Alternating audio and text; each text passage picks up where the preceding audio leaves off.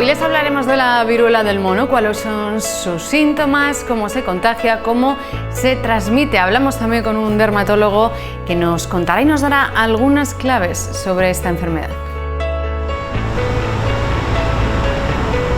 Bienvenidos a 7 Magazine en la 7 de La Rioja. ¿Qué tal? ¿Cómo están? Iniciamos esta semana, iniciamos este lunes y vamos a hablarles de la Semana Sin Humo. Vamos a hablarles de esa semana que ha puesto en marcha el Departamento de Salud. Ya van 23 ediciones de esta Semana Sin Humo que se celebra en La Rioja bajo el lema Deja de fumar y empieza a sumar.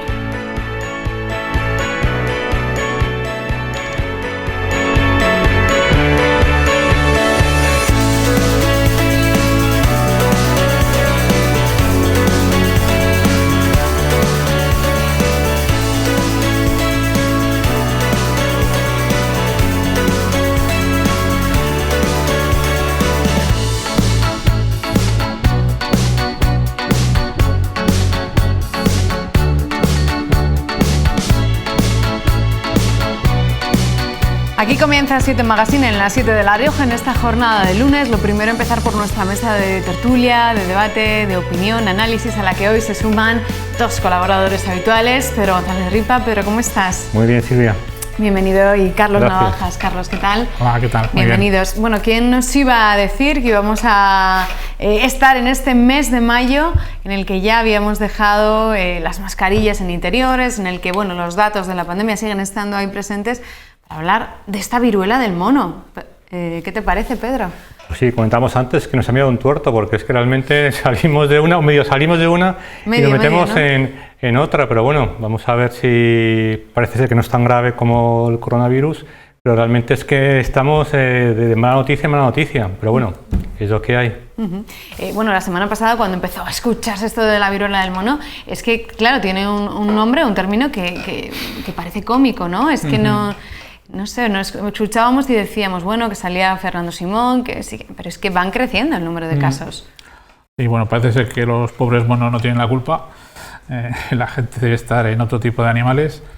Antes también estábamos comentando que un dato preocupante es que este tipo de enfermedades que saltan de los animales a los seres humanos, la tendencia en las últimas décadas es de incremento.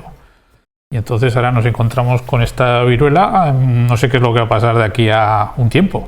Es decir, que estamos ante un riesgo cierto, aparte de lo que es la propia enfermedad en sí misma, este problema que es ya un problema sobreañadido, vinculado también al modelo de desarrollo que estamos desarrollando, me parece a mí, que eso también afecta. Enseguida vamos a escuchar a un experto haciendo referencia a esta cuestión, sobre todo el tema de las vacunas, ¿no? Porque parece que estamos ya pensando en si nos viniera otra medio similar, el peso y la importancia que han tenido las vacunas. Es que yo estaba leyendo que en el siglo XX murieron 300 millones de personas por esta enfermedad, con lo cual puede ser grave. Y lo que comentamos antes, que luego ver un poco el origen de cómo surge todo este problema, que habría que verlo un poco también porque es bastante... habría que hacer una reflexión al respecto. Bueno, pues vamos a escuchar. Importante lo que decías, Carlos, tú, de ese apunte, que son enfermedades que se transmiten de animales a personas. Sí, porque, bueno, al parecer ser lo que es la pandemia que hemos vivido, también originariamente es un salto de los animales a los seres humanos. Ahora estamos ante lo mismo, otro salto de los animales a los seres humanos. Así que, en suma, bueno, pues espero que no pase nada, pero la verdad es que también recuérdese cómo empezó todo lo del coronavirus, que parecía que era una cosa poco importante que afectaba a un país súper lejano, y luego cómo se desarrolló. Bueno, aquí parece que hay una buena noticia, que aquellas cohortes poblacionales que ya en su momento se vacunaron contra la viruela podrían estar, por así decirlo, inmunizadas frente a esta otra viruela. Bueno, ya veremos a ver, pero también máxima prudencia, como siempre decimos lo mismo, máxima prudencia respecto a este tipo de cosas. Vamos a escuchar, relacionado con lo que decía Carlos, sobre esa vacuna y sobre la reacción de personas que ya se habían vacunado de la viruela. Le escuchamos al experto. planteando, que es la vacuna de la viruela. Es una vacuna que se utilizaba anteriormente y que se dejó de utilizar principalmente pues porque era frente a una enfermedad que se había erradicado. Es una vacuna que hay distintas variantes, puede tener unos ciertos efectos secundarios y por lo tanto hay que usarlas en ciertos cuadros o situaciones en las cuales pues realmente sirva para minimizar un riesgo cierto, pero bueno, es una vacuna que se utilizaba anteriormente, por lo tanto pues bueno, es una vacuna que se puede utilizar, es razonable plantearla como una herramienta. Razonable plantearla como una herramienta. Bueno, al menos aquí ya tenemos una vacuna conocida, ¿no? Sí, pero como decíamos, con cuidado, causó muchos muertos en el siglo pasado. Y un poco lo que me gustaría hacer una reflexión, si me permitís un minuto, que yo creo que habría que hacerlas, de dónde surge, de dónde viene este contagio masivo, ¿no? Porque al parecer, bueno, pues sin meterme en problemas y sin criticar un tipo de género y demás, pues al parecer debe ser unas fiestas un poco extrañas, ¿no? Bueno, pues con drogas, con hombres que durante fin de semana están ahí unos con todos. Incluso hoy leía que un contagiado de Italia había confesado que había tenido relaciones entre 40 y 50 veces. Que realmente, claro, tener 40 y 50 relaciones en una semana, pues un poco también, y repito, sin criticar ningún tipo de género o de pues hay que tener cuidado un poco también, y yo creo que en una sociedad donde se pierde el amor y se pierde un poco también los valores, bueno, pues me gustaría hacer una reflexión al respecto. Es en relación a una fiesta, ¿no? En Canarias, en Maspalomas, y bueno, una sauna también en Madrid que ya fue clausurada. Vamos con más asuntos. Esa ola de calor que el fin de semana ha marcado récords históricos. El sábado fue el día más caluroso de mayo desde que hay registros. Esto parece también que nos lleva a pensar en el cambio climático y que muchos expertos apunten a que precisamente esta sea la causa, ¿no? Ese cambio climático que lleva a mayo a traer, bueno, pues un verano acelerado en el que prácticamente pues no hemos tenido primavera, Carlos. Sí, bueno, estaba recordando precisamente estos días que también en otras ocasiones hemos tenido días muy malos en mayo, de mucho calor.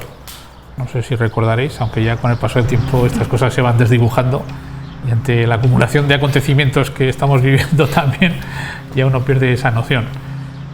Pero bueno, si el trasfondo es el cambio climático, pues sería una evidencia más, me parece a mí, de la seriedad del problema. Eso yo creo que está bastante claro. Yo creo que ya no habrá demasiadas personas que nieguen esa evidencia del cambio climático.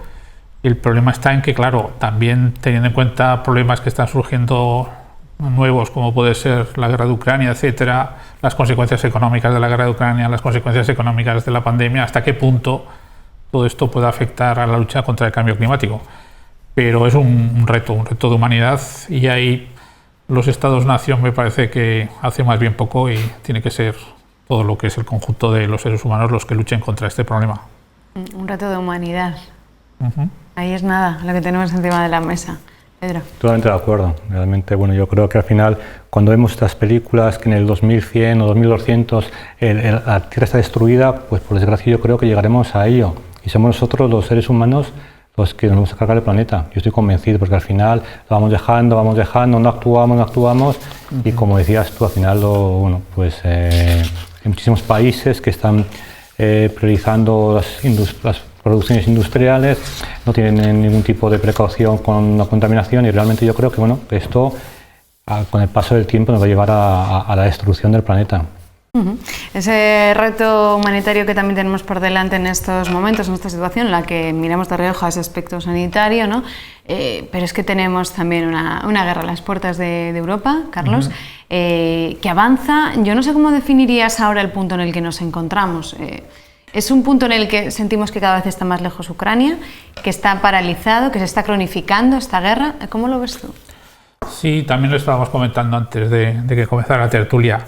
Claro, conforme se va alargando, pues tal vez el interés de medios de comunicación, de las personas, pues va bajando, ¿no? Eso me parece que es inevitable. La situación parece que es de un relativo estancamiento, pero también estamos oyendo noticias estos últimos días de unos ataques bastante severos por parte de los rusos, sobre todo en el Donbass, que es la zona que quieren realmente ocupar. La verdad es que a corto plazo no creo que las cosas sean para ser muy optimistas, pero Bueno, yo creo que en el medio plazo espero que podamos derrotar a Putin y lo que significa Putin, porque en definitiva estamos hablando de un régimen que ha evolucionado claramente hacia una dictadura y que en última instancia quiere acabar con los sistemas democráticos, quiere acabar con la Unión Europea. Es decir, que no es que sea solo un tema que afecta a los ucranianos, que desgraciadamente es así, sino que nos afecta a todos. Y ese modelo que resulte triunfante pues sería una pésima noticia para Europa, para los demócratas en general. Para el mundo entero, ¿no? Desde luego. En esta situación en la que nos encontramos está ese punto de vista, ¿no?, en el que se están produciendo esos ataques cada vez más cruentos, cada vez peores y más sanguinarios, pero también estamos viendo a muchos ucranianos volver otra vez a su país, en este caso en ciudades que parece que están medianamente controladas, y personas que han sido desplazadas y que vuelven otra vez a Ucrania. Sí. Bueno, las cifras no las sé, pero efectivamente, bueno, parece lógico, ¿no?, teniendo en cuenta que lo que es la guerra se está circunscribiendo básicamente a lo que es el este y el sur o el sureste, pues claro, todos aquellos habitantes de zonas del oeste o del centro de Ucrania, pues que en su momento pudieron escapar ante el inicio de la guerra, parece lógico que quieran volver. De todas maneras, hoy también la ONU creo que ha dado las últimas cifras de desplazados ucranianos y hablaba de más de 6,5 millones de personas. Es decir, que a pesar de que hayan vuelto, estamos hablando también de unas cifras escandalosas, como ya hemos tenido ocasión de comentar en otras ocasiones.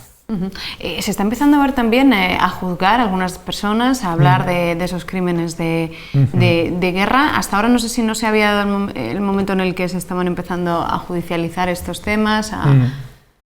Bueno, yo en términos judiciales desconozco si esto es legítimo o no, lo que están haciendo los ucranianos, porque bueno, en estos mismos días hemos visto cómo han juzgado y han condenado a un soldado ruso que mató a un civil, y además de una manera alevosa, ¿no?, podríamos decir. Y yo eso lo desconozco, ¿no?, es decir, si un tribunal ucraniano está legitimado para juzgar a un soldado ruso. En otras ocasiones han sido más bien tribunales internacionales, que seguramente a priori serían tribunales más objetivos a la hora de juzgar este tipo de actuaciones. Bueno, ya lo vamos a ver en las próximas fechas qué es lo que ocurre, pero bueno, no me extrañaría, ¿no?, que hubiera esos tribunales que intervinieran desde una perspectiva internacional y no desde una perspectiva nacional. Volviendo a esa cuestión de refugiados, de esos desplazados ucranianos que han estado en España, ha ocurrido en La Rioja, y que están volviendo a su país, es cierto que se encuentran en una situación en la que muchos de ellos no tienen nada. O sea, esas casas en las que pensaban volver ya no existen. A muchos les queda el consuelo de que al menos sí que están sus familiares, pero no sé si nos habíamos llegado a plantear ese escenario, ¿no? Esos refugiados que en apenas 2 meses ya estén volviendo. Muchos de ellos no han pasado aquí ni un mes y ya están volviendo. Es que si lo pensamos fríamente y mañana nos levantamos y no tenemos nuestras casas en Logroño o donde sea, no tenemos nada, de nada, es que realmente ponerse en la piel de esas personas es increíble, que han perdido todo. Entonces realmente, ¿qué haces con tu vida? Empiezas de cero. Pero aparte de eso, yo creo que el pueblo ucraniano está demostrando una valentía y un amor a su país tremendo, porque como decías tú, vuelven en cuanto pueden, sabiendo que no tienen casas, que no tienen negocios, que no tienen nada, que van a sufrir, que no tienen agua, no tienen comida, que no tienen servicios, que no tienen hospitales, y quieren volver. Aquí hay muchos ucranianos en La Rioja que están viviendo y lo que te dicen que están deseando el poder volver. Realmente para mí es una admiración, primero porque han perdido todo, seguir la vida luchando cuando pierdes todo es muy complicado, sus maridos, hermanos y demás peleando en la guerra, y que quieran volver para reconstruir el país. Para mí es una postura elogiable. Y cuando ha pasado, bueno, pues tan poquito tiempo, ¿no? Y lo que pasa es que cuando están aquí, muchos de ellos nos dicen es que es difícil estar aquí teniendo la cabeza y el corazón en Ucrania, ¿no? Y luego también en algunos testimonios hemos visto que, claro, también tienen problemas de adaptación, el tema de la lengua, luego el hecho de que tengan trabajo aquí o no tengan trabajo, es decir, que hay muchos condicionantes que influyen a la hora de decidir volver a sus países, ¿no? La verdad es que sí, tiene que ser una situación, es difícil ponerse en la piel de estas personas, pero bueno, parecía una cosa del pasado, ¿no? Un pasado como bastante lejano, y ahora de repente pues lo tenemos aquí. Muy complejo, desde luego. Vamos con más asuntos. El rey emérito, que ha vuelto a España tras 2 años residiendo en Abu Dhabi.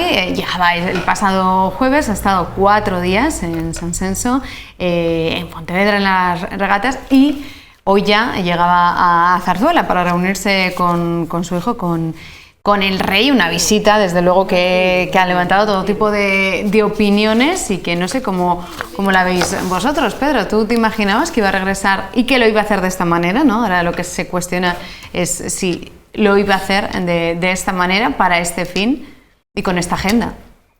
Realmente yo no me imaginaba lo que está pasando en España. Hace 5 años tú me dices si en España va a gobernar un partido socialista con un partido comunista y ya no me lo creo. Entonces, a partir de ahora ya me puedo creer cualquier cosa. El rey, chica, a mí el rey me da pena. ¿Que ha hecho cosas malas? Ha hecho cosas malas. ¿Que en los últimos años la lió? La lió. Pero también yo creo que hay que un poco pensar en la transición, de dónde venimos, de Franco, cómo hizo la transición, cómo el que tengamos ahora un gobierno democrático también ha sido gracias a él. Y yo creo, bueno, que hay que poner una balanza, cosas buenas y cosas malas. ¿Ha hecho cosas malas? Sí, pero como todos. Pero es que el rey, para mí, ha sido el mejor embajador que ha tenido España, como ahora es su hijo. Realmente es que yo creo que la monarquía, hoy por hoy en España, es necesaria. Y bueno, yo políticamente soy de derechas, pero bueno, no entiendo cómo la izquierda se quiere cargar la monarquía. Es que la monarquía está aguantando el sistema democrático en España, con lo cual, a mí el rey me da pena, ya mayorcito, ya cojea. Pues que lo dejen tranquilo, que lo dejen dormir a Zarzuela, que le den de comer a Zarzuela, que le dejen donde quieran, que le quedan 4 telediarios y ya está, por Dios, que lo dejen tranquilo. En este caso no tiene causas abiertas en España, pero sí en otros países, por tanto, bueno, muchas personas esperaban un perdón o al menos unas declaraciones o unas explicaciones que pues hasta el momento no han llegado. No tiene por qué dar explicaciones, no tiene una causa abierta legal. Es como si tú y yo mañana nos ponemos delante de los medios y damos explicaciones de qué, de tu vida, de la mía. Si no tenemos ninguna causa legal, no tiene por qué. Realmente, bueno, otra cosa es la relación que tengan entre la familia, entre el hijo y el padre, eso ya es cosa suya. Las hermanas, el padre, los amoríos del rey emérito, eso es su familia. Pero aquí no tiene una causa legal, con lo cual, ¿qué explicaciones? Que venga cuando quiera y ojalá venga más. Y otro día, bueno, hay que decirlo, en Sanjenjo, aplausos, la gente viva el rey, viva España, viva el rey. Es que la gente en España es monárquica, aunque haya partidos de izquierda, muy de izquierda, que no quieran transmitir lo contrario. Y hay que levantar la voz y basta ya el buenismo, y si viene el rey, pues viva el rey. Y ya está. Carlos, ¿crees que tenía que dar algún tipo de explicaciones más allá de que no tenga en España en este momento ninguna causa judicial abierta? ¿Alguna explicación es justificable? Mi punto de vista es ligeramente distinto, pero bueno, me ha parecido muy divertido. Eso está bien, ¿no? Bueno, si todo muy aburrido, si todos éramos igual, hay que tener diversidad de criterios, claro. Sí, pero bueno, tu defensa de Juan Carlos me ha parecido muy divertida.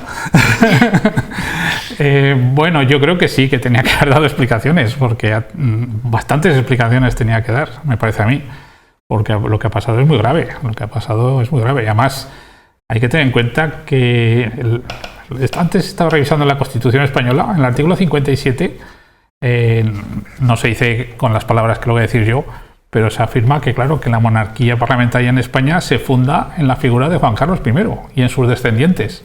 Es decir, es como San Pedro a nivel de la monarquía española, ¿no? Es decir, el San Pedro de la monarquía parlamentaria.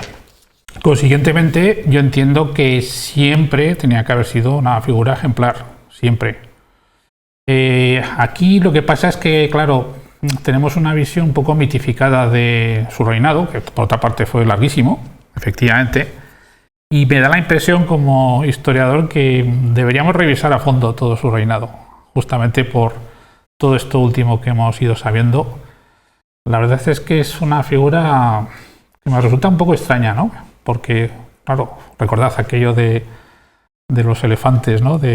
Y cuando pidió perdón, que no lo iba a volver a repetir, exactamente. Fue en el 2012, si no recuerdo mal, es decir, en plena gran recesión, que lo estábamos pasando fatal. Es decir, aquel año fue especialmente malo.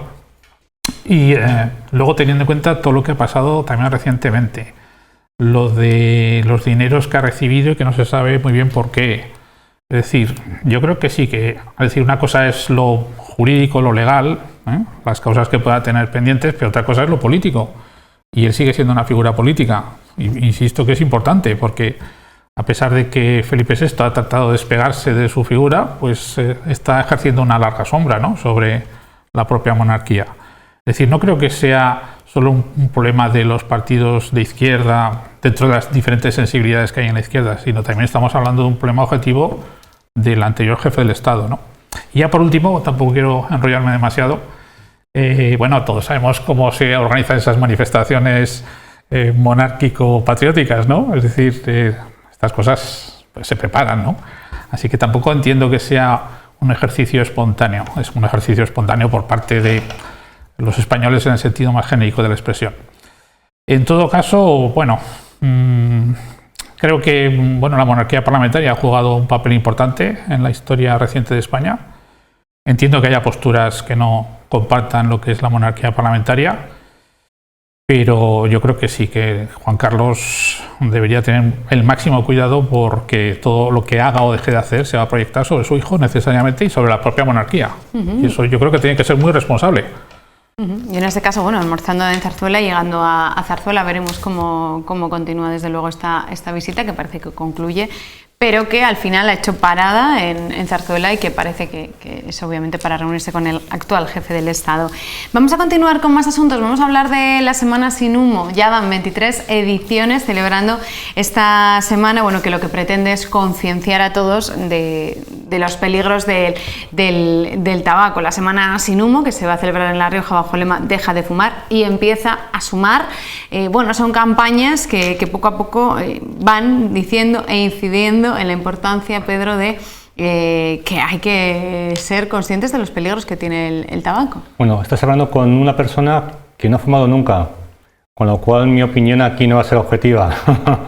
Realmente, bueno, yo soy anti-tabaco y bueno, yo creo que gracias a Dios uno se va cada vez ya mentalizando más la gente joven y demás el tema del tabaco y ojalá, bueno, pues yo, bueno, que intentaría crear las leyes quizás fueron un poquito más duras con el tema de antitabaco, pero bueno, me parece fenomenal que ya vaya por la semana número 23 y que fenomenal. Y que sobre todo para la gente joven, porque tenemos en Silvia mucha gente joven que otra vez vuelve a fumar, gente de 14, 15, 13 años, que parece mentira que a pesar de la campaña de sanidad y demás, y luego muchas veces, bueno, pues el cigarro deriva en marihuana, deriva al final un poco, entonces yo creo que, bueno, que estas campañas siempre bienvenidas y a ver si ya de una vez por todas ya consideramos que el tabaco o el tabaquismo se puede empezar un poquito ya a reducir en la sociedad. Y alertar de ese fumadores pasivos, ¿no? También, que también sufren en los menores, en los niños, ¿no? Que son víctimas de este tabaco.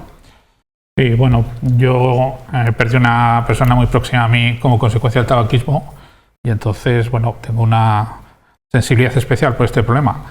Yo tampoco he fumado nunca, pero me parece que es peligrosísimo el tabaco.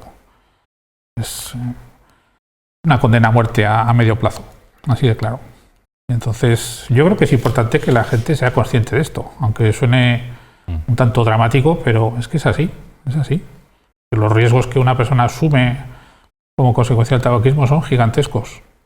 Y a medio plazo pues, ya se sabe lo que va a pasar. Y cuanto más lo sepa la gente, mejor. Bueno, pues campañas desde luego como estas que sensibilizan a la población para dejar de fumar y para alertar de los problemas que, como decía Carlos, del tabaquismo, que son tan graves y tan importantes.